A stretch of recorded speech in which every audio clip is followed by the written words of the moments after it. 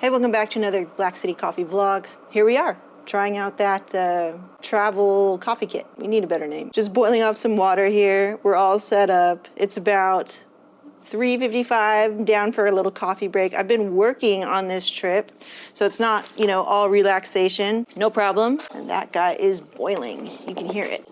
So we'll turn it off. And this is one of the big reasons why I love this kettle.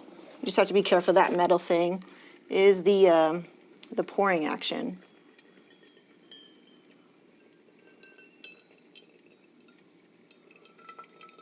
All right. And I forgot to grind my coffee, so I can put this back on here and have it warm up again and just have it hold temperature for me. Okay, so I'm gonna go for mine, Ethiopia.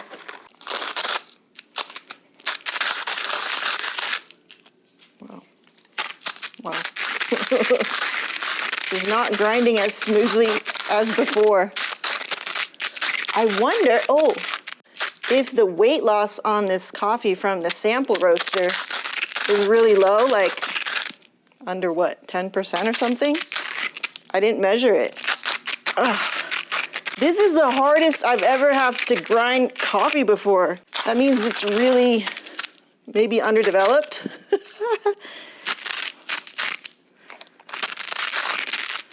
Interesting. That is so weird. This is so hard. It should not be this hard.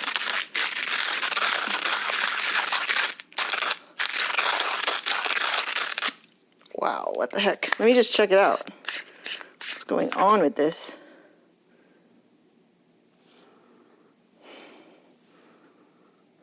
Smells green too. That doesn't, oof, that's not a good sign either. Hey, this is a cool experiment now. Okay. Well, we're finding out, the limitations of this little roaster and seeing what's up. It's not the roaster's fault. It'll be an operator fault. Oh, it's too hard. Yeah, so if it's too hard to grind, to me, that signals to me that it's underdeveloped. Let me look at this. This became a different video. All right. Oh, yeah. Yeah, definitely very light in color. I literally just roasted it and took off. Some of them are super light and then some of them are kind of dark. Okay. Well, now I feel kind of crappy that I've wasted this very good green. That sucks. Okay, well, something to look at. That's an issue. But a learning opportunity for us. I wonder how this Guatemala is.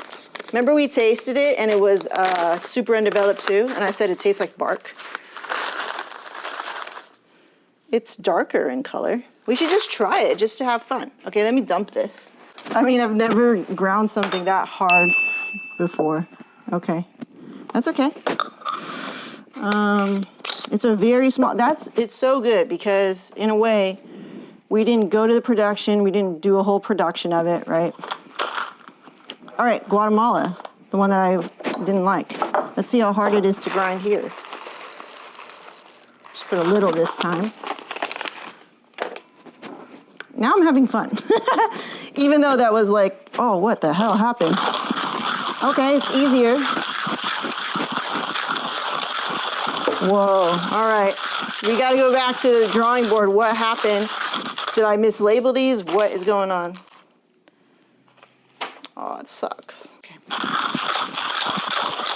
Hey, this might taste good now. It's kind of a gamble. We don't have a lot of water to work with, so that's why I wasn't gonna brew that. If I had a lot of water, I would brew that, see what that tasted like. That would have been a really fun experiment. But I still have it, so we can do it when we get home. But this Guatemalan, let's go ahead and do, I only ground half, so let's go ahead and do a little bit more.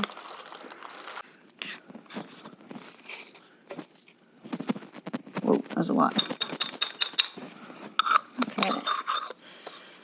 Okay, so thumb closer to the metal part, and then still do your bloom and everything. Now, some water comes out of this brewer, which means there's probably some uneven extraction going on. but it's a travel kit. And I've been drinking out of it for a while, and I'm telling you, like, this difference of upgrading this, it doesn't make me go, it's not the same. I would drink out of a metal cup, a metal travel mug, and I'd be like, it's not the same, because it would have that metally taste. And I didn't know it at the time, but that's what it was.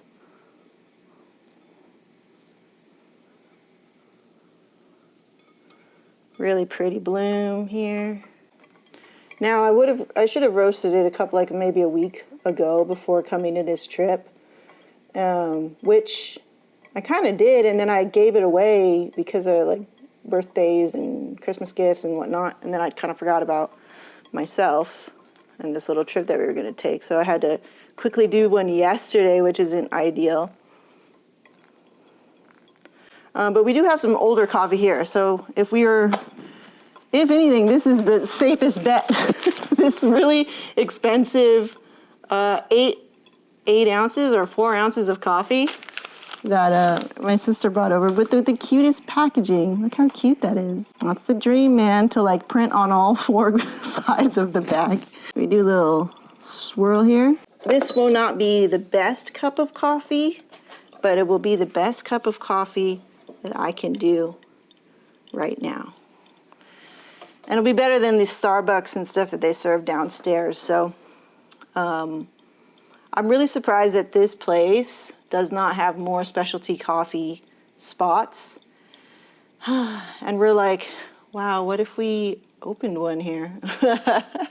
That's a really far away kind of concept, but I don't think that's always the case where, oh, if they don't have it, like, what if I just bring it? I don't think that always works. All right, cool. Check this out. Nice flat bed here. Yeah, so you see how kind of large those pieces are in the grinder? Typically, when you stay in a hotel, there's cups around, glasses, and then you can just pop this over here. And I'm going to reuse this later, actually, because I actually didn't bring a lot. And this would be enough for me, but maybe not for my sister and I. So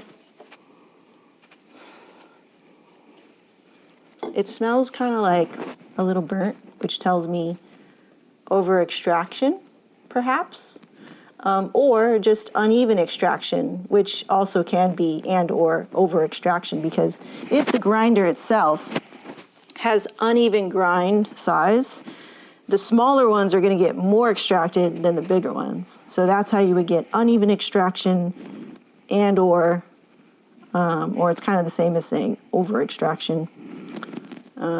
I think the thing that will cover it all would be uneven extraction, meaning it's going to be possibly a bitter cup. And that'll be your first telltale sign that the grind quality was inconsistent if it was bitter. And then another thing would be maybe the water was too hot for this type of coffee. And so it in a sense, burned the coffee when you brewed it, right? There's a certain temperature that coffee, certain roast levels should be brewed at. So like lighter roasts are generally a little bit hotter, like 409 to 405 or something like that. And then you just keep going under that a little bit as the grind size or the roast level gets darker, because they've been kind of like roasted out longer. And I learned this during actually one of Haseya's educational courses, which was so fascinating, really good. It was all about brewing. So if you have a chance to take a brewing class, they'll explain all of that so that you could kind of just understand, not here, let's critique this cup of coffee. It's not really about that, but it's really to discover, I think, like how I took it is like how I could find the best cup that I like to my tastes, roast for that, communicate that, and help people also understand that and actually find what their tastes are and understand why, right? Not to critique, not to put anyone down for their brew or their coffee or anything, but for them to understand why and then go, okay, I see where I can maybe improve as a brewer. Number one is the grinder. I'm being really like frugal about that and being kind of, it's so pretty. And then if I get a new one, what? I'm just not going to use this anymore? I feel like it's such a waste. But eventually I will probably do that. Okay, so I'm gonna let this cool. Good things. I'm gonna hang out here, be working on this little travel vacay thing. Thanks for hanging out with this fun little experiment. We got to find out what happened with this Ethio, and find out, you know, oh, okay, you can't roast that light on this roaster or something. I don't know what it is, okay?